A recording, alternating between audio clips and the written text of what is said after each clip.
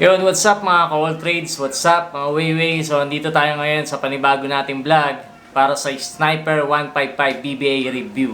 I-review natin yung mga function at iba pang details ni Sniper 155 BBA 2021. Shoutout muna and congrats sa mga owner ng Sniper 155. GC ng Sniper 155 Enthusiast GC, yan. And now, introduce ko rin muna ang aming product, F2R Racing Oil Additive. Yan. 250 ml and then 60 ml. F2R Racing Oil Additive. Benefits niya sa makina: less friction, less vibration, more power, fuel efficiency, at least 20 to 25% mas titipid yung gasolina nyo. And then talagang smooth ang takbo ng mga motor nyo. Actually, nilagay siya dati sa Sniper 150 ko at napakaganda ng takbo. Follow, like, and share nyo ang page namin, F2R Racing Oil Additive Antipolo. Yan. So makikita nyo lahat ng mga review and then mga nilagyan naming mga motor and sasakyan. Gas or diesel, pwede po si F2R Racing Oil Additive. So yun, umpisa na natin ang review kay Sniper 155. Let's go! Look, if you had one shot in one moment, haters want me clap, they chrome it ain't me. Haters want me clap, haters want me clap, haters want me clap, haters want me clap, haters want me clap, haters want me clap, haters want me clap, they chrome it ain't me.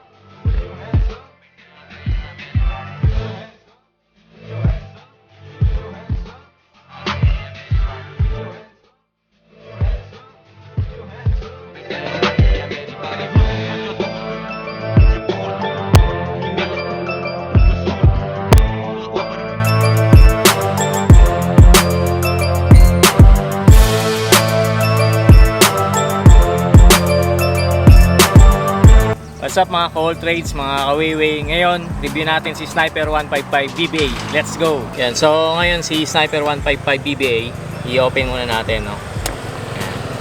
Switch on natin. So yan mga features niya, kompleto siya.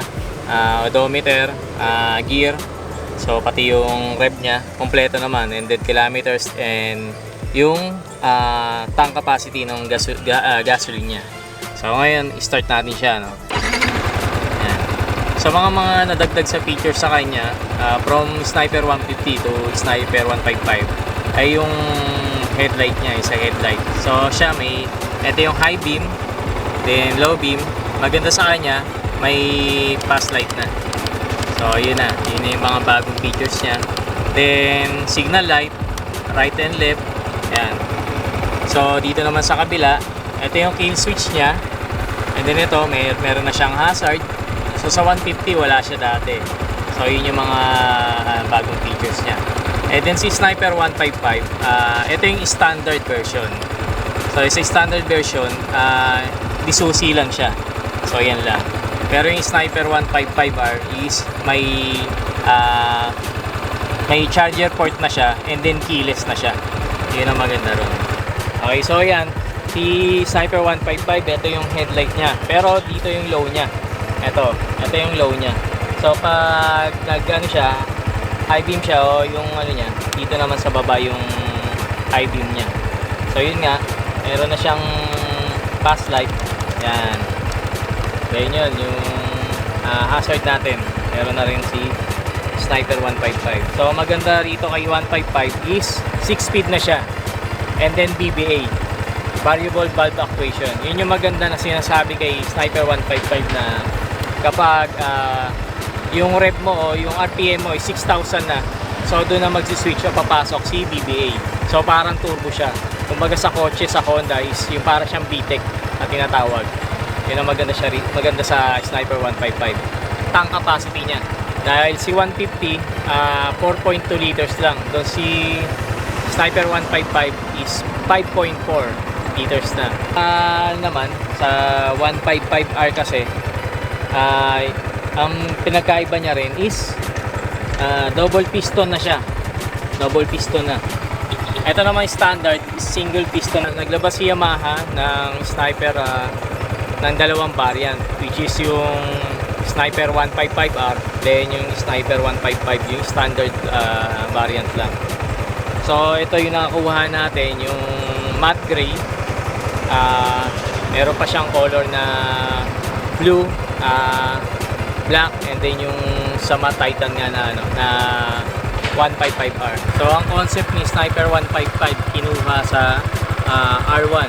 Sinasabi siyang little R1, no? Dahil sa taillight niya. So ibang-iba na yung taillight niya, din yung sa bandang likod. Parang nag-elevate siya ng konti, mas tumaas, then mas bumusko tignan.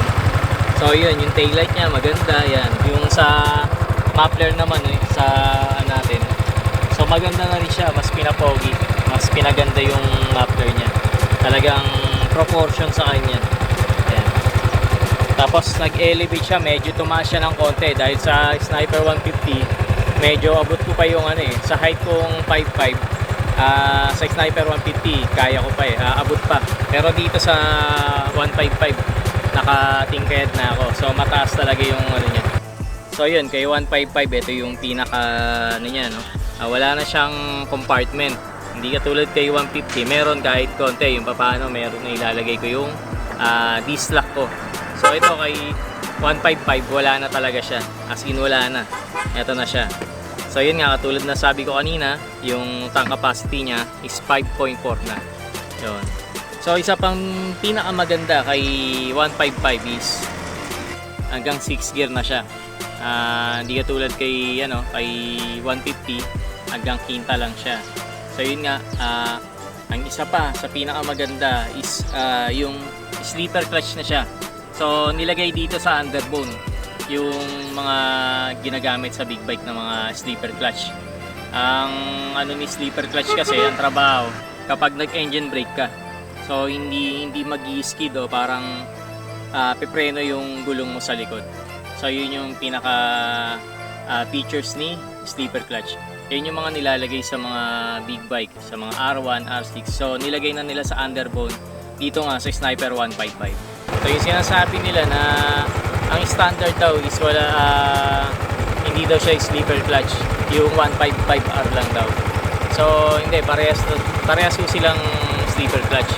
155R and standard ng Sniper 155, parehas silang sleeper clutch. So hindi totoo na wala pong sleeper clutch itong standard na Sniper 155. So dito naman sa mags tsaka sa kanyang gulong, wala naman silang pinagkaiba, no? Ganun pa rin, 90-80 yung harap, then yung mags ganun pa rin. Ang napansin ko lang dito kay Sniper 155 is Maxxis na yung gulong niya. Hindi katulad kay 155R is nakita ko IRC lang. So yung likod ganun pa rin, 120/70. So parehas pa rin yung mags. Tapos Maxxis na yung gulong niya. Tapos mas pinalaki, napansin ko mas malaki yung radiator niya kesa sa 150. So marami talagang pinagbago. Then yung headlight yan, ito yung high beam niya. Then yung fog light niya. So naging bruise ko talaga si 155. So malaking difference talaga, tsaka lalong lalo na sa makina. So yun na nga mga ka-all trades na mga ka-Weiwei. Okay na po ayun na po ang review natin kay Sniper 155. Sana nagustuhan nyo. Then don't forget to subscribe, share and follow our YouTube channel, no? Just of All Trades, para sa mga iba pang video na i-upload namin. Introduce ko lang po ulit ang aming product, ang F2R Racing Oil Additive. Yan. Yun. So yan, yun yung 60 ml, yan. Pang motor siya. Yan. So available siya, Lazada and Shopee, no? Ilalagay ko yung link sa description dito sa baba. Don't forget to subscribe, like, and share our Facebook page, F2R Racing Oil Additive, Team Weiwei, at ang aming YouTube channel, Just of All Trades. Abangan nyo yung pag-install ko ng rear set o shifter ni Sniper 155. Ang i-install kong rear set sa kanya, dati ko rin in-install sa Sniper 150 ko, which is yung customized na rear set. Stainless po siya, so abangan nyo.